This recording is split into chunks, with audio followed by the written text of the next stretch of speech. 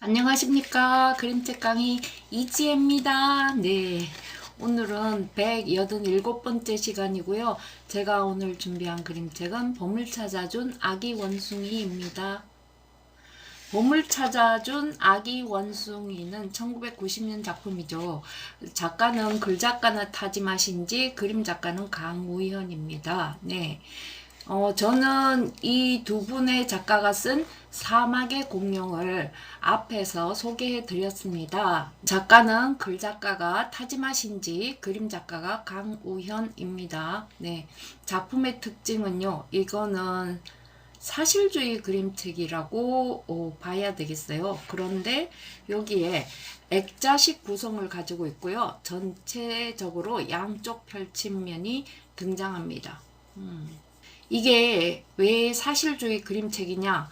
동물들이 나오면은 환상 그림책 아니냐 이렇게 하는데, 이제 동물들이 나오면서 사람의 옷을 입고 사람의 말을 하면 환상 그림책으로 보는데요. 그런데 여기서는 그 주제가 교훈적이라는 거죠. 그리고 그 철학적이라는 의미, 그런 의미를 담고 있기 때문에 사실주의 그림책으로 저는 분류했습니다. 네.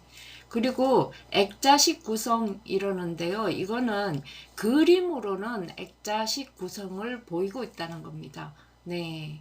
날씨가 겨울이 눈 내리는 겨울 처음에 시작하고요. 맨 마지막에는 봄을 찾아준 아기 원숭이 이러니까 그 봄이 왔다는 거죠. 봄을 찾았다. 그래서 맨 마지막 장면은 봄의 장면입니다. 그렇게 해서 외부 이야기는 날씨의 이야기고요. 그 다음에 내부의 이야기는 아기 원숭이, 봄을 찾아준 아기 원숭이의 전체적인 글이 이어지는 거죠. 그러니까 글 작가가 글을 쓴 부분은 내부 이야기, 그림 작가인 강우현 님이 하신 거는 날씨를 겨울에서 봄이 되었다 하는 것을 보여주고 계시는 거예요. 작가 소개를 해보겠습니다. 강우현입니다. 이분은 경력이 남이섬 개발하셨고요. 그 다음에 탐나라 공화국을 개발하셨어요. 예. 그 탐나라 공화, 남이섬은 좀 덜한데요. 탐나라 공화국에 가면은 이 작가분의 작품이 다 보여지고 있는 거죠. 수상은요, 1987년 제5회 노마 그림책 원화 콩쿠르 대상 이런데요.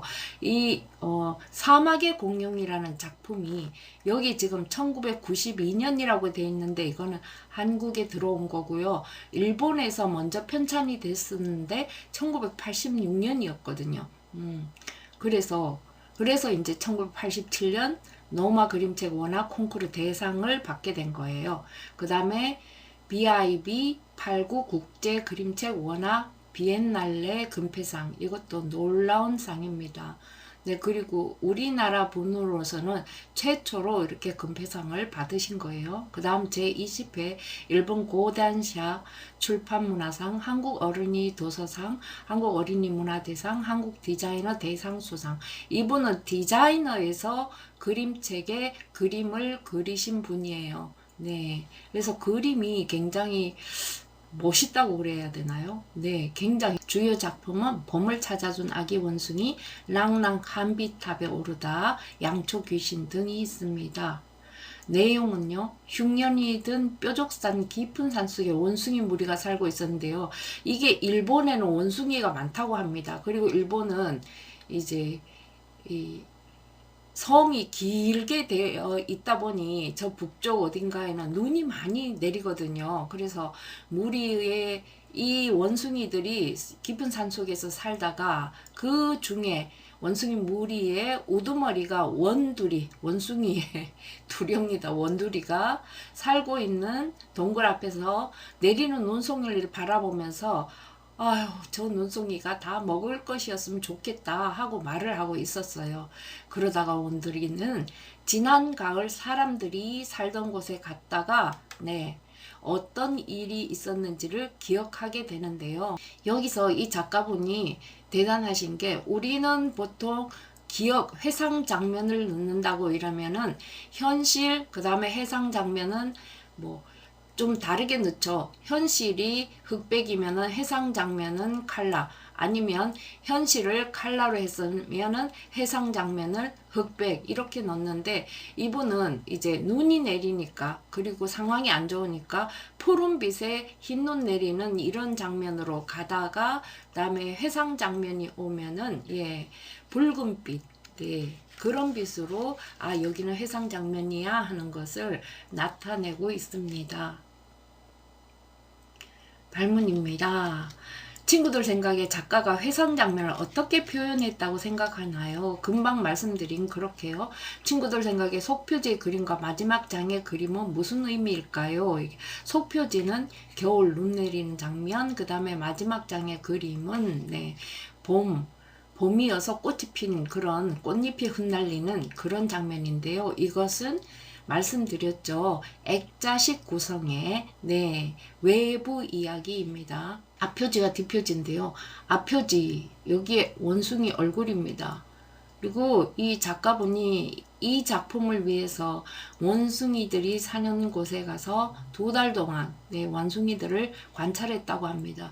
지금 이렇게 보이는 게 이게 눈 덮인 산이에요. 지금 이 배경이. 그리고 여기는 하늘에서 이제 눈 내리는 하늘을 보고 이제 눈발 날리는 그것을 그려 넣으신 거예요. 이게 보면 원숭이가 있고 아기 원숭이가 있죠. 여기 봄을 찾아준 아기 원숭이라 하니 등장인물이 아기 원숭이가 등장했죠. 봄을 찾아준 아기 원숭이의 속표지입니다. 여기는 눈 내리는 장면의 날씨입니다. 자, 2, 3페이지. 뾰족산 줄기 가장 깊은 산속에 원숭이 마을이 있었습니다. 올해는 흉년인데도 눈만 끊임없이 내리고 있습니다. 봄이 올 때가 되었지만 눈은 그치지 않고 온 산을 하얗게 덮어 놓았습니다. 지금 눈을 이렇게 뭉글뭉글하게 이렇게 그렸죠. 눈 이렇게 덮인 장면 보신 적 있습니까? 실제로? 네, 저는 많이 봤습니다. 저 눈송이가 전부 먹을 것이라면 얼마나 좋을까? 사과, 밤, 대추, 고구마, 원숭이들이 잘 먹는 그런 음식인가 봐요. 동굴 앞에 힘없이 앉아 밖을 내다보던 늙은 원숭이가 저도 모르게 중얼거렸습니다.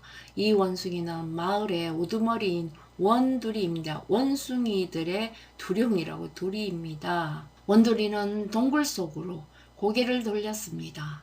거기에는 벌써 얼마를 굶었는지도 모르는 원숭이 가족들이 힘없이 늘어져 있었습니다.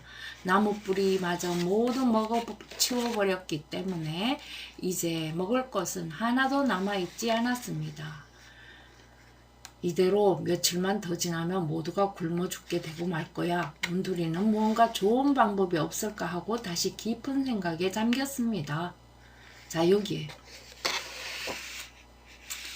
원두리 머릿속에는 문득 지난 가을의 일이 떠올랐습니다. 먹을 것을 찾아보려고 사람들이 사는 마을로 내려갔을 때의 일입니다. 이게 지금 원두리의 모습이고요. 지금 해상 장면입니다.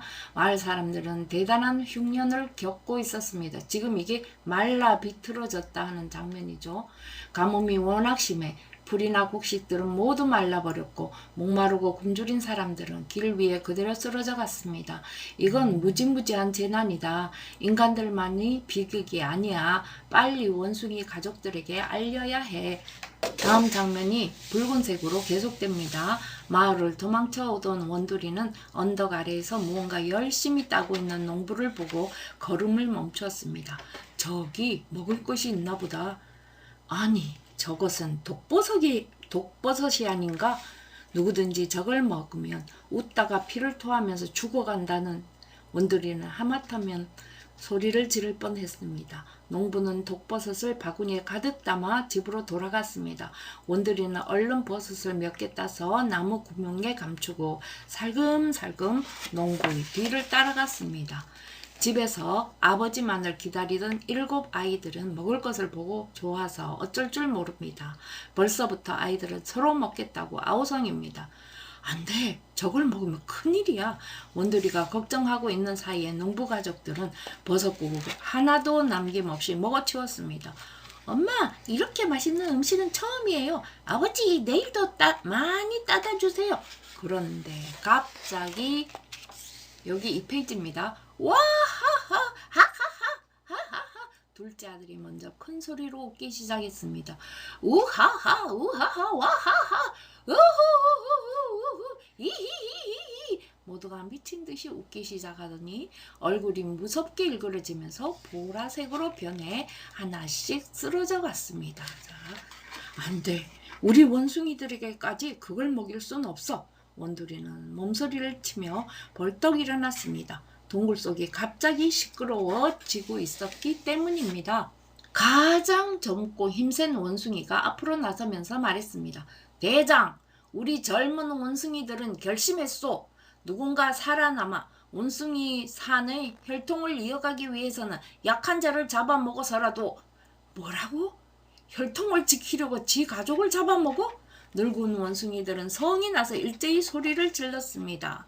젊은 원숭이들이 벌떡 일어났습니다. 갑자기 동굴안이 찬물을 끼얹은 듯 조용해졌습니다. 자, 늙은 원숭이들과 젊은 원숭이들은 서로 노려만 보고 금방이라도 싸움이 벌어질 것만 같습니다. 에이, 올해는 왜 아직도 봄이 오지 않는 거야? 원두리가 소리치자 동굴안은 다시 웅성거리기 시작했습니다. 그때 맨 안쪽에서 엄마 품에 안겨있던 아기 원숭이가 또렷한 목소리로 물었습니다. 엄마, 봄은 어디서 와요? 저기 제일 높은 뾰족산 뒤에 봄은 벌써 와 있단다. 그럼 모두 봄을 마중하러 가요. 뭐라고? 이 철부지 녀석아 봄을 어떻게 마중해? 봄이란 여기서 가만히 앉아서 기다리는 것이야. 옆에서 졸고 있던 털보 원숭이가 짜증스럽게 말했습니다. 2페이지입니다. 하지만 봄이 찾아오지 않잖아요. 그렇다면 나 혼자라도 마중하러 갈 테야. 말을 마치자마자 아기 원숭이는 한방눈이 쏟아지는 동굴 밖으로 뛰쳐나갔습니다. 다른 아기 원숭이도 따라 나갔습니다. 깜짝 놀란 엄마 원숭이가 큰 소리로 불러대며 뒤쫓아 나섰습니다. 그 뒤를 젊은 원숭이들이 따라 나섰습니다. 그때 원두리는 문득 생각을 해보았습니다. 아기 원숭이 말이 맞아.